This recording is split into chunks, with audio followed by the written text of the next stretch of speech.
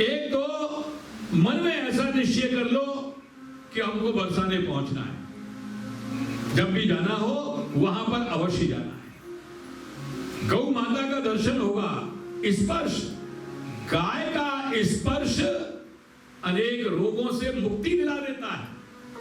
लेकिन यहाँ की फैशन क्या है, हम लोग कुत्ते पालते हैं, बिल्ली पालते हैं, उनको चूमेंगे, उनको प्यार करेंगे। जीव मात्र पर दया करनी चाहिए, दया करना बुरा नहीं है, लेकिन भाई इतना जब ये करोगे, भजन भी छूट जाए, सब कुछ हो जाए, तो फिर परिणाम क्या होगा, वही हम कुत्ते बिल्ली बनेंगे। समझ लो, भरत जी थे चक्रवर्ती सम्राट थे, एक हिरण की आसक्ति के कारण से उनको हिरण योनि में जन्म लेना पड़ा, उसकी चिंता कर रहे थे। कितने ही परिवार ऐसे हैं, हम देखते हैं, सुनते हैं, सत्संग में जाना चाहते हैं, लेकिन क्या करें, वो कुत्ता जो है उसमें अकेला नहीं रहता। अरे तुम कितने दिन साथ दोगे, सोचो। ऐसे रखने से क्या फायदा हुआ, हमारा सत्संग भी छूट गया, सब कुछ छूट गया, और हमारा भविष्य भी जो है गर्त में गया। इसकी सफलता यही है, अरे गौ माता की सेवा करो, गौ माता का दर्शन। गोपाल जी ने गौ माता की सेवा की है। यहां पर भी बहुत लोगों के अंदर ऐसी प्रेरणा हुई, कुछ उन्होंने लाकर के 1 साल तक गाय का खर्च चलता रहे। $1 के हिसाब से $365 उन्होंने वो किया कि भाई हमारी ओर से ही रखा है। किसी ने कैश दिया, किसी ने चेक दिया। तो ये हमारे अंदर भाव होना चाहिए। सेवा पैसे से नहीं, बल्कि सेवा भाव से होती है। अगर हमारे अंदर ये भाव उत्पन्न नहीं हुआ, तो फिर हम कुछ नहीं कर पाए। भावे ही विद्यते देवो तस्मात् भावो एव जनार्दन। भावनाओं में भगवान निवास करते हैं, इसलिए भावनाओं को भगवान का स्वरूप कहा गया है। यहां पर जितने भी लोग बैठे हुए हैं, हम सबको बार बार धन्यवाद देते हैं। और एक बड़े आश्चर्य की बात, यहां ये संदीप श्रीवास्तव बोस्टन से आए हुए हैं, और दैव इच्छा थी, हम इनके यहां पर 2006 में 13-14 साल पहले हम कथा कहे थे, और इनको हमारी शक्ल याद थी। किसी ने इनके पास में व्हाट्सएप से भेजा, और हमारा चित्र देख करके ये चले आए यहाँ पर। ये इनका सौभाग्य है, और भाग्यशाली हैं, भक्त हैं, ऐसे कार्यों में रुचि लेते हैं, और इनका कहना है कि अगले साल जो है हमारे यहाँ पर जरूर रखिएगा। तो ये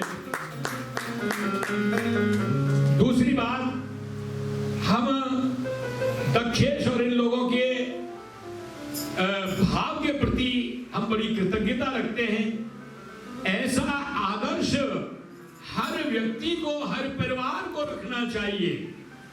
इन्होंने जो अपनी माता पिता की जो सेवा की, ये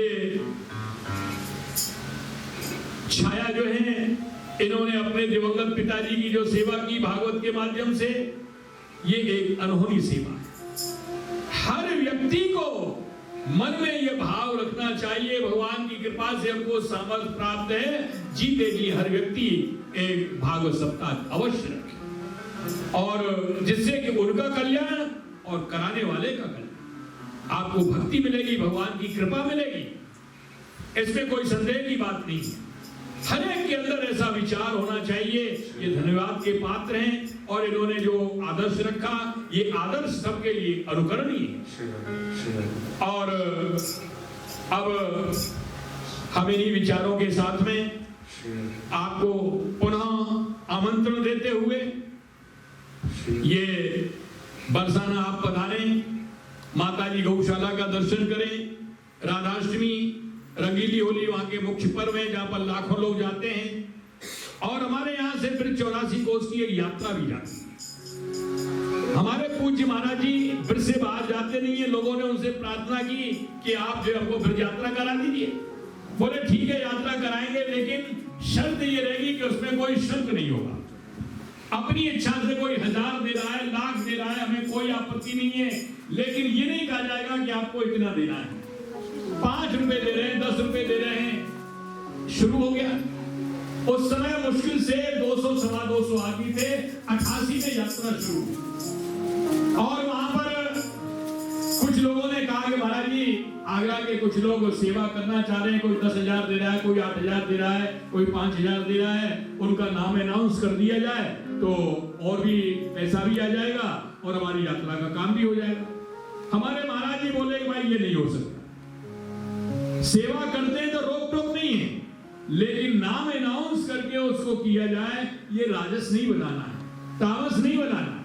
उन गरीबों को देखो जो बेचारे 11 रुपए दे रहे हैं, 5 रुपए दे रहे हैं, उनके दिल पर कितनी चोट पहुंचेगी, भोजन करते समय कितना संकोच होगा, हमें वो सेवा नहीं चाहिए। उनसे कह दो यात्रा करें पूरी और सेवा के लिए वहां वृंदावन चले जाए, कहीं चाहे जहां पर चले। ऐसे आदर्शों को लेकर के जो वास्तव में जो सात्विक द्रव्य है, वहां रिटर्न की आवश्यकता नहीं होती। हम लोग रिटर्न के भूखे रहते हैं। हम लोग ज्यादातर सोचते हैं जहां नाम हो, हमारा अनाउंस हो, तो वहां पर जाकर के हम ज्यादा उसको समझते हैं। अरे जहां पर कोई इस तरह का एडवर्टाइजमेंट नहीं, नाम नहीं, तो वहां पर समझो उस सेवा को भगवान स्वीकार करते हैं। तो हम चाहते हैं कि आपके अंदर ये सात्विक सेवा का भाव हमेशा बना रहना चाहिए, जिससे दूसरा कोई जाने नहीं और भगवान एकदम प्रसन्न हो जाए। इन्हीं विचारों के साथ में हम अपनी वाणी को विराम देंगे और हमारे ये जो आशीष जी हैं, ये तो बरसाना हुआ है, 2 मिनट हम इनको भी देंगे। पंडित जी बहुत बहुत धन्यवाद। मल्लिका जी, राधिकेश जी, आपका बहुत बहुत कोटि कोटि आभार। आपने हमारे निमंत्रण को स्वीकार किया और संपूर्ण ठक्कर परिवार को, सुभद्रा बहन, वसुदेव भाई, हरि भाई, दक्षेश भाई, शीतल जी, आपके बहुत सहयोग से और मंदिर के सभी जितने लोग यहाँ पे जुड़े हुए हैं, हमारे रितेश भाई रोज सबके लिए भगवत गीता यहाँ पर लेकर आते हैं ताकि सब लोग ये भगवत गीता लेकर चले जाएं फ्री में, गुजराती, इंग्लिश, हिंदी।